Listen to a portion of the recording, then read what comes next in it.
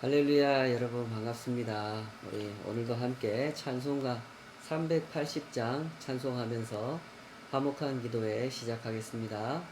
찬송가 380장 나의 생명 되신 주 찬송하겠습니다.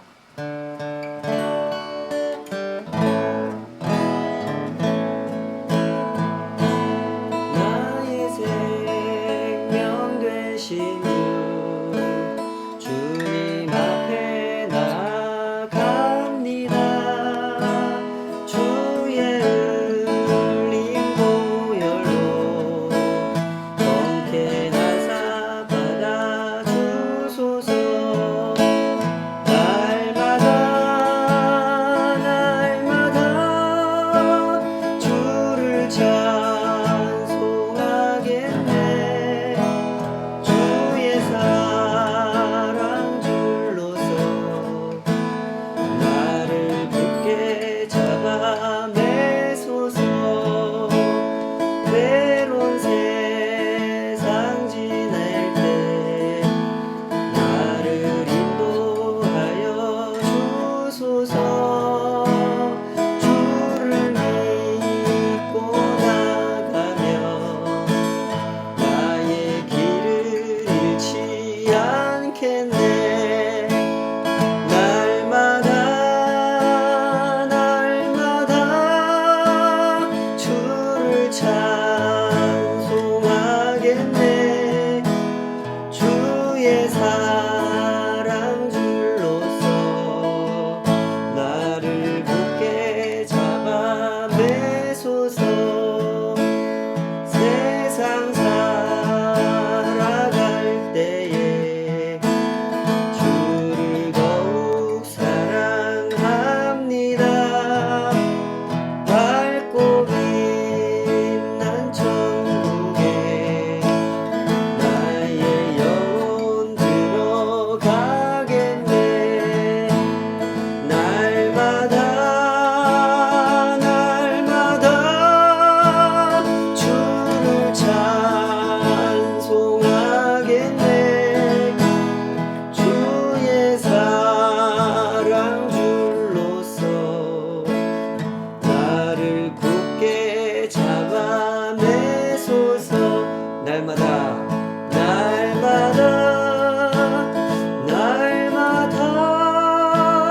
주를 찬송하겠네.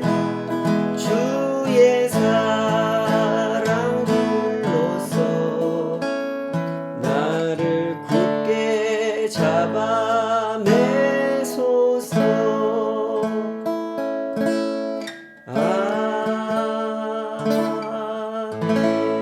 아멘.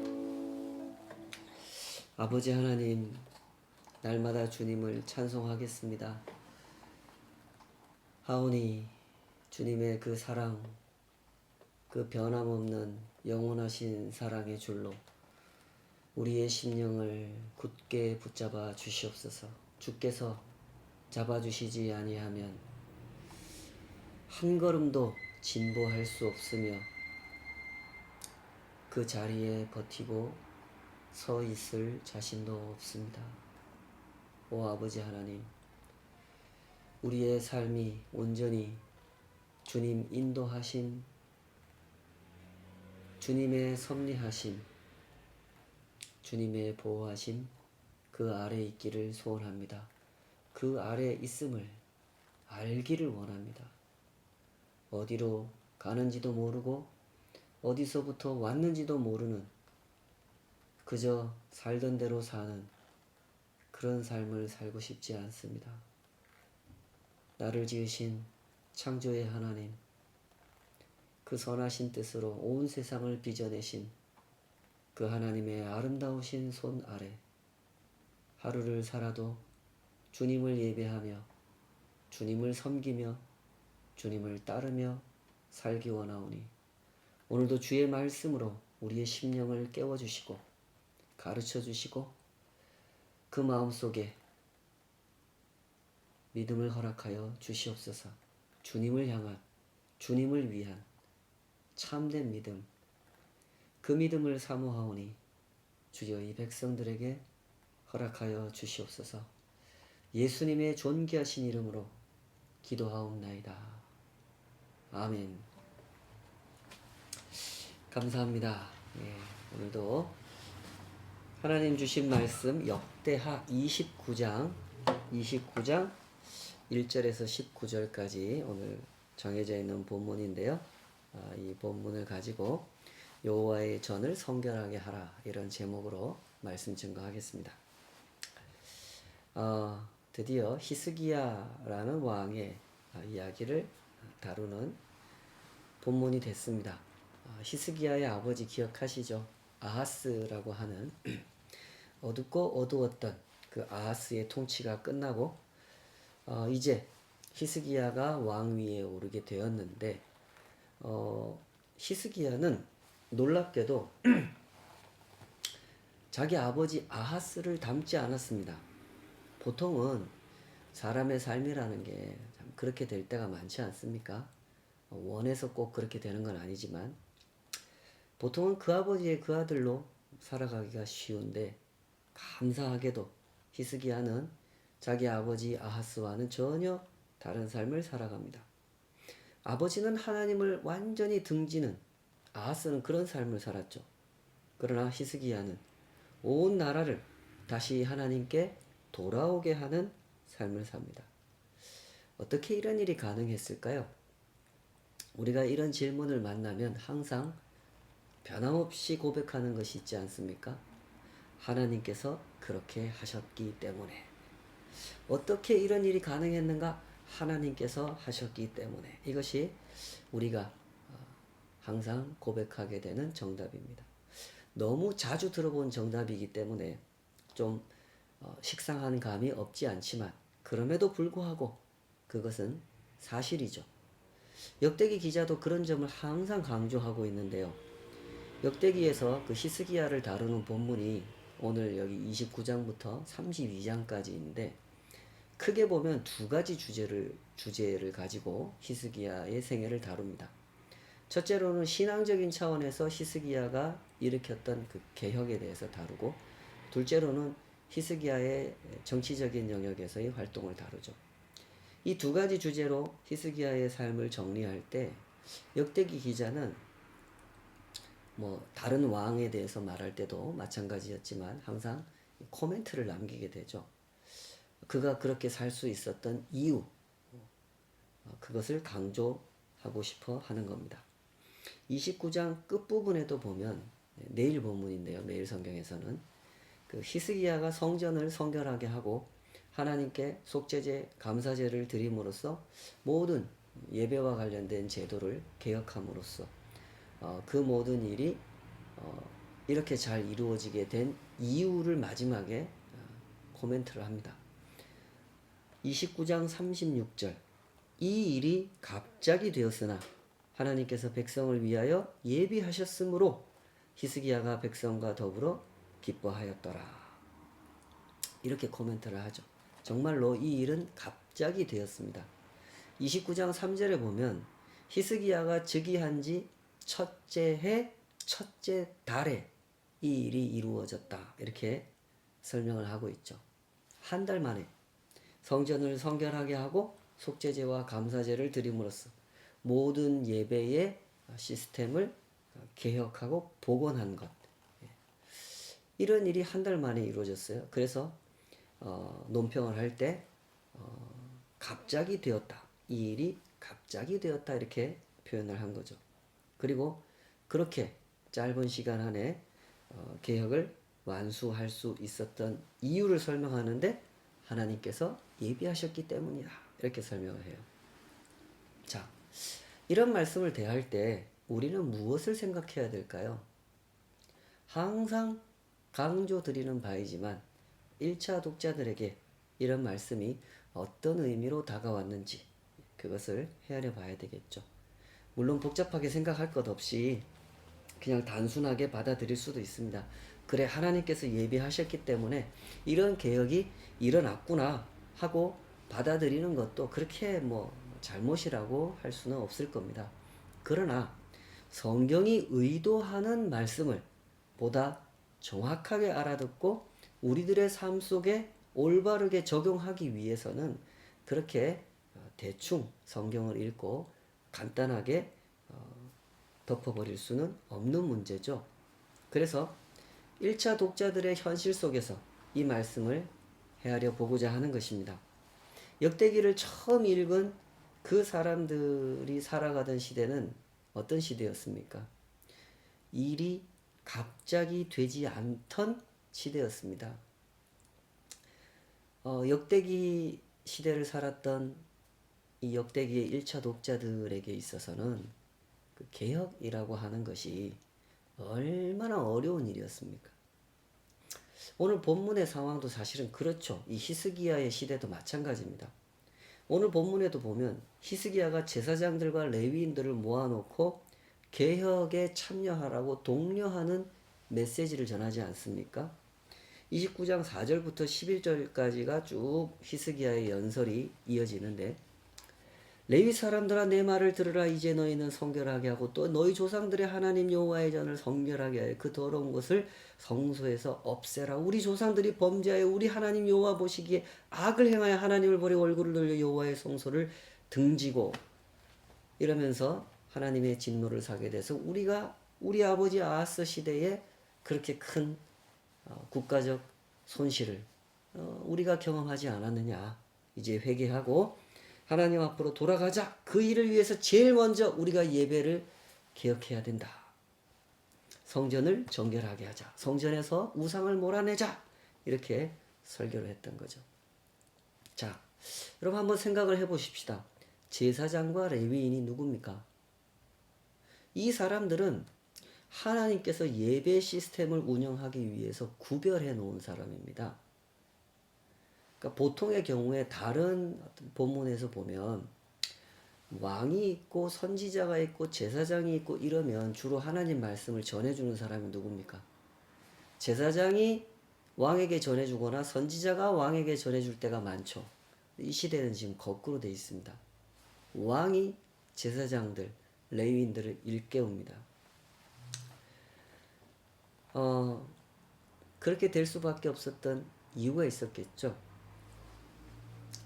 하나님께서 하나님을 섬기는 일에 온전히 헌신하라고 구별해 놓은 이 사람들이 그동안 어떻게 살아왔습니까?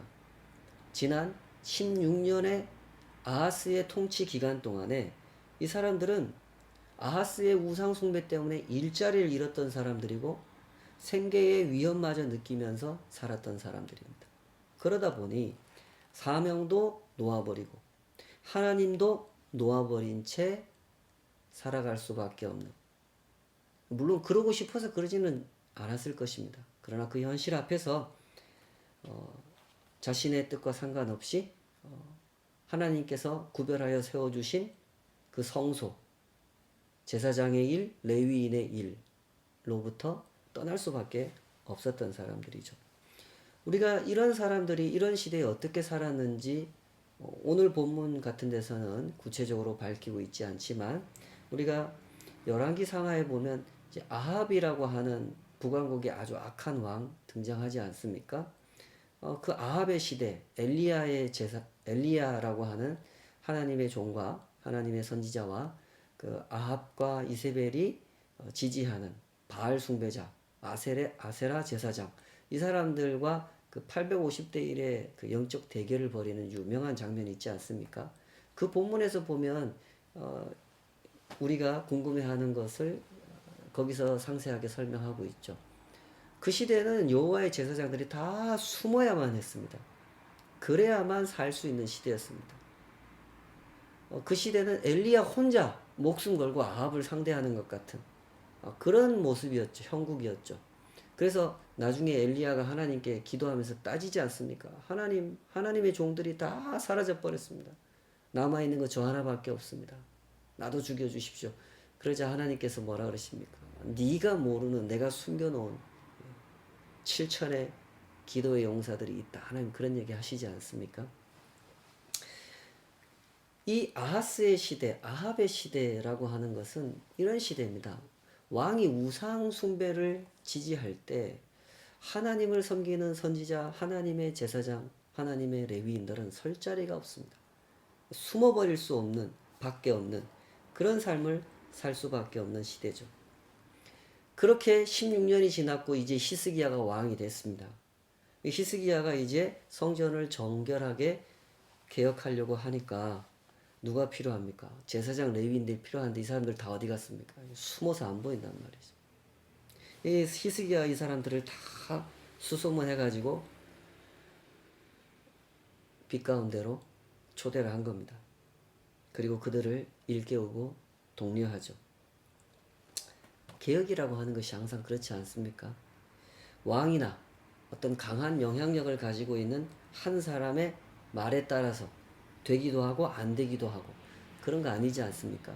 물론 그런 영향력을 가진 지도자의 역할 너무나 중요한 것만은 사실입니다. 그러나 그 한 사람이 모든 개혁을 완수할 수 있는 것은 결코 아닌 것이죠. 그 지도자의 격려하는 하나님의 메시지를 듣고 함께 힘을 모으고 손을 모으는 따르는 사람들이 모여줘야 개혁이라고 하는 것이 이루어지죠. 그럽시다. 우리 해봅시다. 이 일은 정말로 중요한 일 맞습니다. 백지장도 맞들면 낫다고 하지 않습니까? 두 사람이 힘을 모으고 네 사람이 모으고 40명이 400명이 힘을 모은다면 우리가 못할 일이 뭐가 있겠습니까? 하나님이 우리를 도우실 겁니다. 하고 힘을 모으면 그때 개혁이 이루어지는 것이죠. 이 본문을 읽다 보면 우리가 자연스럽게 어떤 장면이 떠오르죠. 우리 교회 개척하고 시작하자마자 느헤미야를 함께 살펴봤었죠. 느헤미야의 한 장면이 떠오르지 않습니까? 느헤미야가 유다 총독으로 임명받고 예루살렘에 와 보니까 성벽을 재건하고 성전을 정상화시키려고 했을 때 그때 상황이 어땠습니까? 와서 보니까 정말 형편없었죠.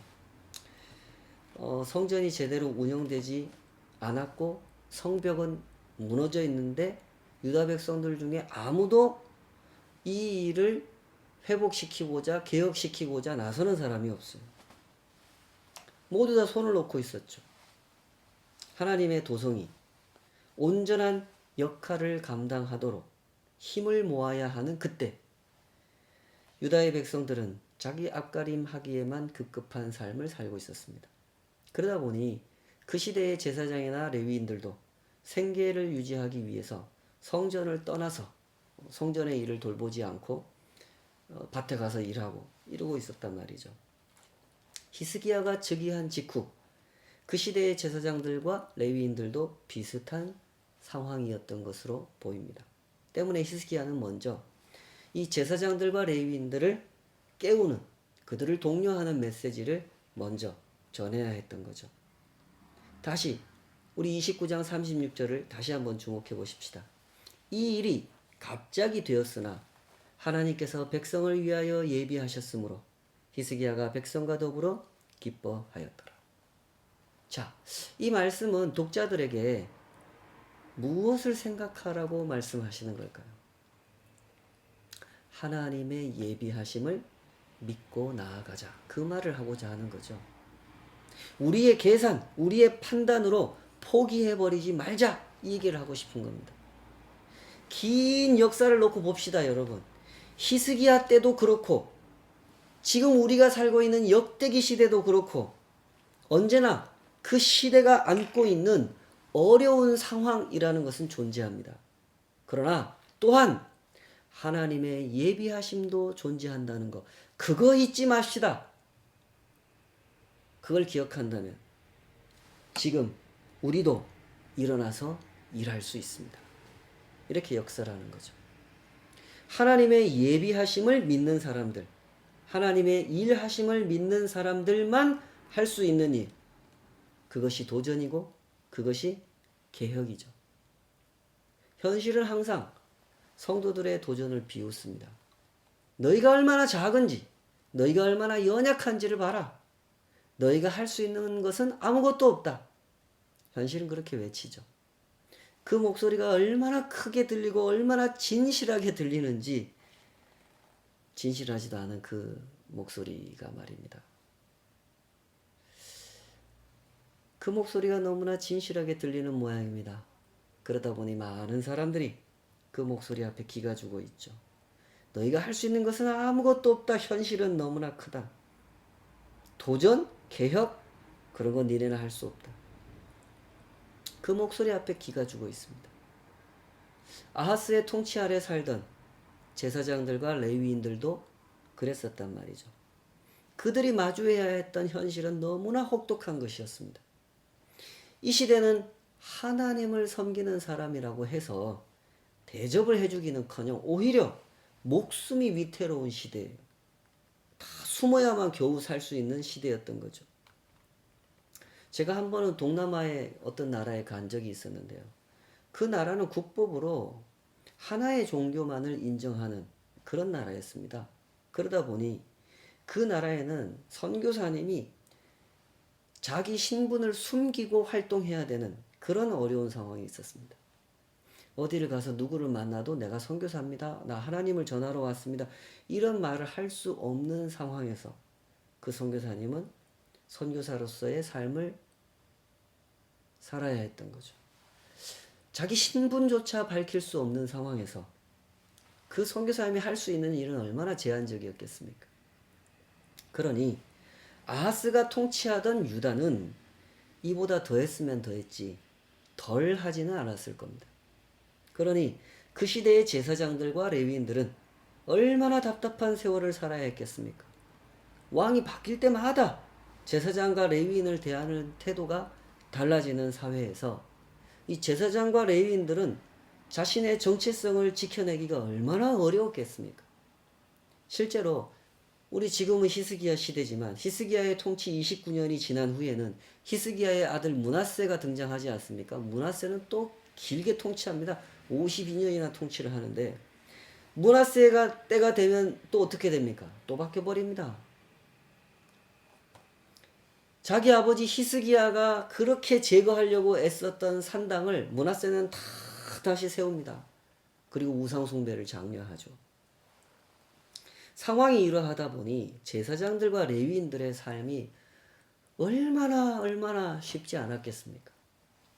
하나님께서 주신 소명을 따라서 살아간다는 것, 자기 정체성을 지키면서 살아간다고 하는 것은 그야말로 목숨을 걸지 않으면 할 수 없는 일이었던 시대. 그것이 그들이 살았던 시대였습니다. 도대체 이런 일을 누가 할 수 있겠습니까? 목숨을 지키지 않으면 목사로 살고 싶어도 목숨을 걸지 않으면 목사로 살고 싶어도 살 수 없는 시대. 죽기를 각오해야만 목사로 살 수 있는 시대. 그런 시대에 누가 목사로 살 수 있겠습니까? 그런데 오늘 성경에 보면 이 사람들이 움직여요. 일어납니다. 히스기야의 메시지를 듣고 이 사람들이 일어납니다. 여호와의 전을 성결하게 하여 그 더러운 것을 성소에서 없애자. 우상을 몰아내자. 죄가 무엇인지를 일깨우고 하나님의 백성으로 살아간다는 게 무엇인지를 일깨우자. 하나님을 생각하도록 일깨우자. 이 사람들이 일어나기 시작합니다. 목숨을 걸어야 하는 그 일에 동참하고자 이 사람들이 일어난 겁니다. 결코 간단할 수 없고 만만할 수도 없는 그 일에 이 사람들이 동참한 것입니다. 무엇이 이 사람들을 일어나게 했을까요? 무엇이 이 사람들의 마음을 목숨까지 걸고 이 개혁에 동참하도록 이끌었을까요? 뭐가 있겠습니까? 하나님이죠. 하나님의 말씀인 겁니다.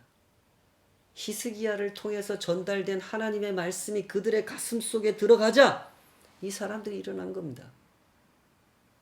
오늘 우리가 신앙생활을 하면서 하나님 말씀을 붙들려고 하는 이유도 바로 여기에 있는 거죠. 우리는 귀가 가려운 사람들이 아닙니다. 뭐가 항상 듣고 싶어서 그냥 귀를 기울이는, 그러다 보니까 하나님 말씀에 귀를 기울이는 그런 사람들이 아니죠. 세상에는 들을 이야기가 솔직히 얼마나 많습니까? 우리가 뭐 배울 만한 지식이 세상에 없어서 성경을 이렇게 붙들고 이 오래된 책을 이렇게 배워보고 들어보려고 하는 거 아니지 않습니까?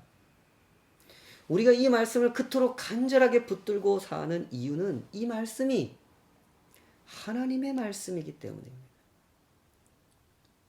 하나님이 어떤 분인지를 설명해 주는 말씀, 하나님의 사람들이 어떤 사람인지를 설명해 주는 말씀, 하나님의 사람들이 하나님으로부터 얼마나 고귀한 사랑을 받았고 얼마나 거룩한 사명을 받았는지, 부르심을 받았는지를 일깨워 주시고 도전해 주시고 격려해 주시는 말씀이기 때문에 이 말씀을 이토록 간절하게 붙들고자 하는 것이죠. 우리가 누굽니까, 여러분? 여러분은 누구십니까? 우리는 이 세상에서 제사장으로 부름받은 사람들입니다. 레위인으로 부름받은 사람들이죠. 하나님을 부정하는 세상에서 하나님을 예배하고 예배함으로써 하나님을 증거하라고 부름받은 사람들이죠.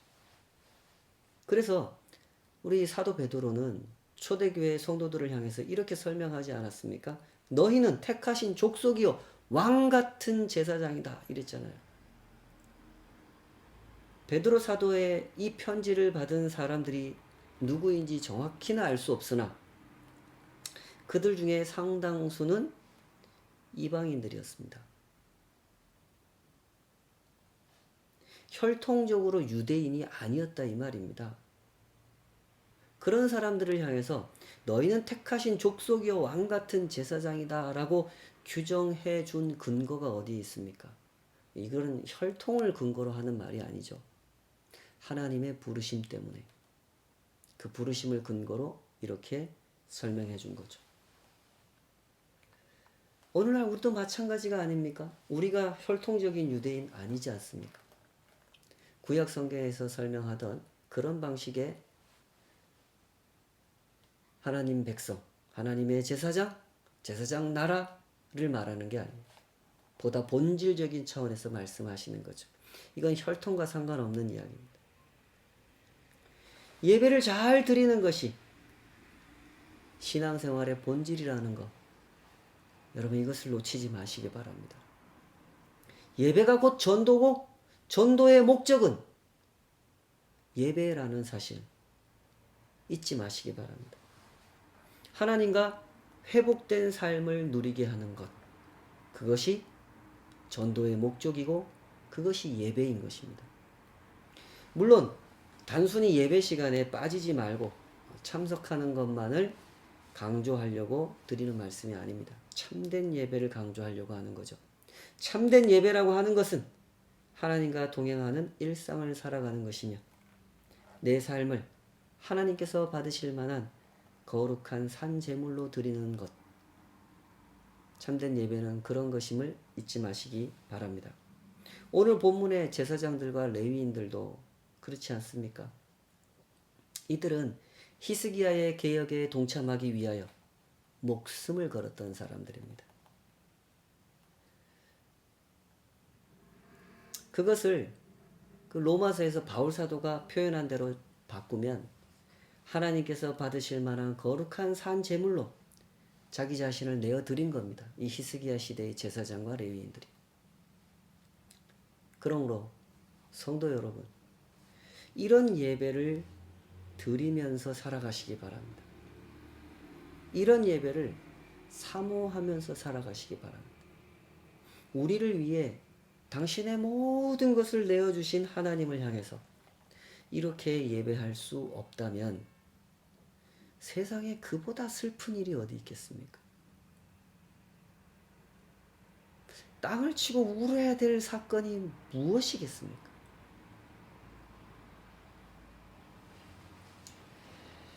히스기야 때에 그 제사장들, 그 레위인들이 어떻게 용기를 내서 히스기야의 개혁에 동참하게 되었는지 이 대목을 잘 묵상해 보시기 바랍니다.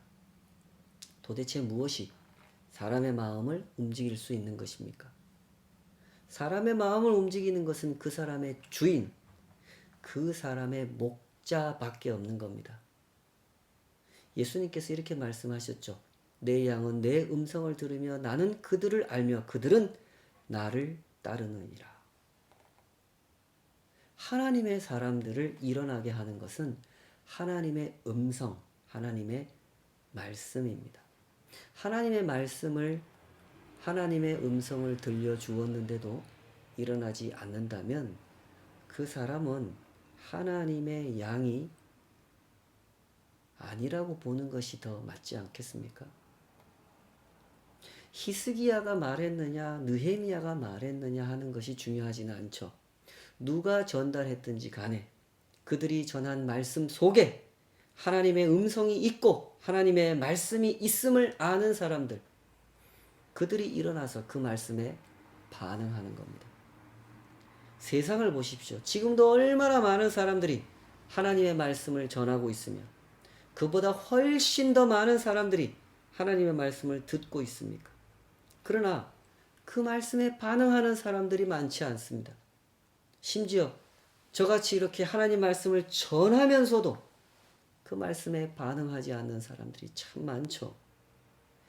우리는 사실 말씀이 범람하는 시대 속에 살고 있지 않습니까?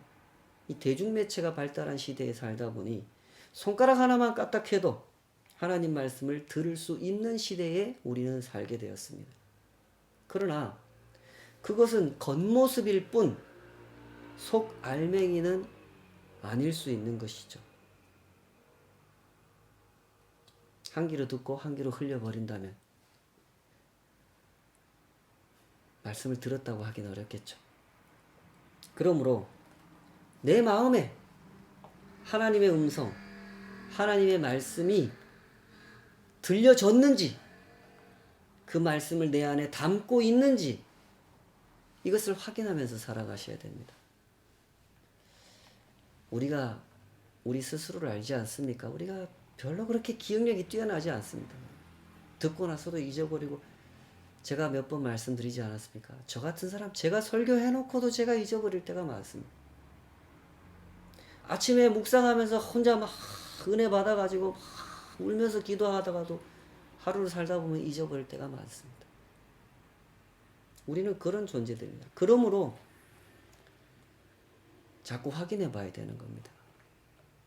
하나님의 그 말씀이 내 안에 담겨져 있는지 그것을 확인해 봐야 해요. 하나님의 음성을 듣고 하나님께서 인도하시는 대로 따라가고 있는가, 그것을 확인해 봐야 돼요. 제가 목회를 하면서 보니까 교회는 다니지만 하나님 말씀을 듣지 않으려고 하는 사람들이 있다는 것을 발견하게 됩니다. 제가 알기로는 교회들마다 이런 사람들이 있는 걸로 알고 있습니다. 생각보다 많다고 알고 있습니다. 우리가 한번 이런 상상을 해볼 수 있을까요? 어떤 남녀가 사귀다가 사랑을 해서 결혼을 해서 한 집에서 사는데 남편은 월급을 받으면 아내에게 다 갖다 주고 아내는 남편을 위해 밥을 짓고 셔츠를 다려주는데, 그런데 이 남편이 아내의 말을 듣지 않으려고 합니다. 만약에 이런 부부가 있다면 이들 부부를 정상적인 부부라고 할 수는 없겠죠. 아내가 무슨 말을 하려고, 그런데 여보 내가 요즘 이런 나 듣고 싶지 않아. 그냥 나 저기 월급 받으면 다 갖다 줄게. 내가. 이렇게 사는 부부가 있다면 정상적인 부부라고 할 수 없겠죠. 함께 사랑했고 함께 결혼했다면 두 사람은 자연스럽게 서로의 말에 귀를 기울이려고 할 겁니다. 물론 우리가 현실 속에서 보면 많은 부부들이 이런 면에서 실패를 하고 있는 것이 현실이지만, 그렇다고 해서 그렇게 사는 것이 정상이라고 할 수는 없겠죠. 부부가 함께 사랑하면서 살기 위하여 꼭 필요한 일, 그것은 서로의 말에 귀를 기울이는 것이듯 하나님을 모시고 살아가는 성도에게 꼭 필요한 일은 하나님의 음성에 귀를 기울이는 일입니다. 그런 일이 건강하게 일어난다면 그 사람의 신앙생활, 그 사람의 인생을 걱정할 일은 하나도 없죠. 그렇지 않겠습니까? 더 이상 무엇을 그 사람에게 가르칠 필요가 있고 무엇을 도전할 필요가 있겠습니까? 하나님의 음성을 잘 듣고 있는데 아무 걱정할 필요가 없죠. 그러므로 하나님의 음성을, 하나님의 말씀을 사모하시기 바랍니다. 갓난 아이들과 같이 순전한 마음으로 이 말씀 안 먹으면 나는 못 산다. 이 마음으로 하나님 말씀을 사모하고 그 음성을 내 안에 담고 살아가기를 기뻐하는 사람들에게 하나님을 예배하는 삶의 회복은 지극히 자연스러운 일로 경험이 되지 않겠습니까? 우리가 매일매일 이러한 복을 누렸으면 좋겠습니다. 기도하십시다. 아버지 하나님, 오늘도 주님 앞에 서서 우리 심령에 너무나 부족하고 안타깝고 연약한 이 현실을 주님 앞에, 그 십자가 앞에, 그 은혜롭게 만지시는 능하신 손 앞에 모두 다 내려놓고 나아갑니다. 주여, 우리의 마음을 고쳐 주시옵소서. 우리 마음에 주님의 음성을 받지 못하도록, 주님의 말씀을 담지 못하도록 우리를 방해하는 것들이 우리 안에 있습니다. 참 어처구니 없게도 그 모든 것들을 우리가 만들어낸 우상들입니다. 그 우상들이 우리의 마음에 귀를 막고 마음을 닫고 그리하여 하나님의 말씀을 담아내지 못하도록, 말씀을 듣되 한 귀로 듣고 한 귀로 흘려버리도록 그렇게 어리석은 삶을 살아갑니다. 오 아버지 하나님, 저희들 회복시키기 위하여 당신의 모든 것을 내어주셨으니 주님의 그 능하신 손으로 우리를 날마다 씻어 주시옵소서.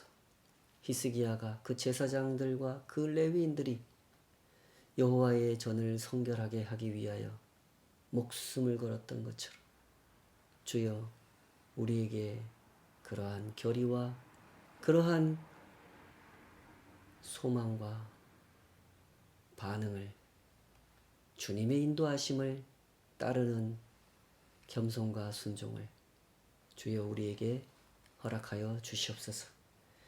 포기하지 않고 기도의 자리에 서게 하시며 더욱 사모하는 마음으로 예배의 현장 속에 살아가게 하여 주시옵소서. 예수님의 존귀하신 이름으로 기도하옵나이다. 아멘.